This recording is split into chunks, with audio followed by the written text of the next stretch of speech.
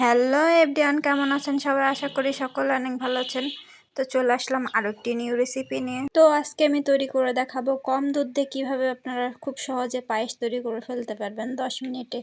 এটার একটি রেসিপি আপনাদেরকে আজকে তৈরি করে দেখাতে চলেছি।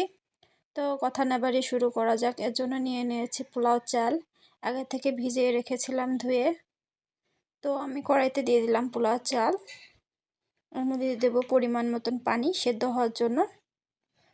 পানিটা ফুটে আসলে আমি ব্যবহার করব তেজপাতা, দারচিনি আর এলাচ। এটা আমি ধুয়ে রেখেছি আগে থেকে।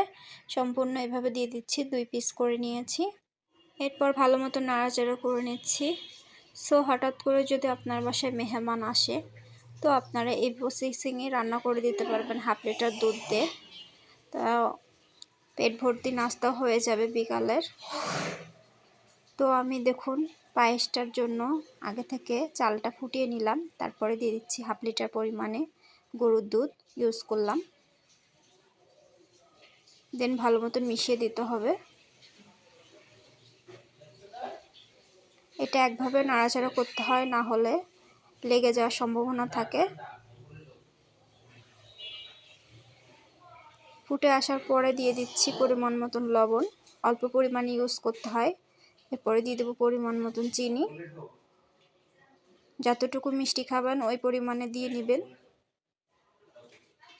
তারপরে এইভাবে মিশিয়ে নিতে হবে, বারবার নাড়াচাড়া করতে হবে। এরপরে দিয়ে দিচ্ছি পাউডার দুধ,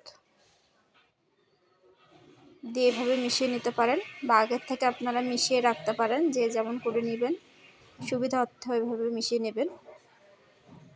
দেন আমার মেশানো হয়ে যাওয়ার পর আমি দিয়ে দিচ্ছি বাদাম কুচি।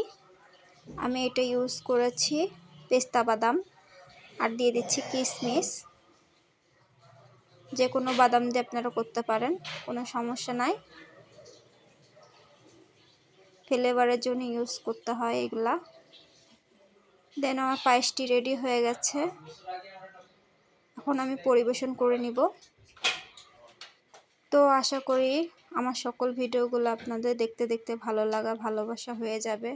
আমি পায়েসের স্বাদ নিতে চললাম। পায়েসটা যা সুন্দর হয়েছে না, আপনারা একবার হলেও ট্রাই করে দেখবেন।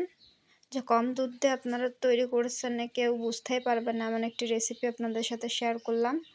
এমন সুন্দর সুন্দর ভিডিও পাওয়ার জন্য সুমাস কুকিং অ্যান্ড লাইফস্টাইলের সাথে থাকবেন, পাশে থাকবেন। লাইক, কমেন্ট, শেয়ার, সাবস্ক্রাইব করতে ভুলবেন না। আল্লাহ হাফেজ।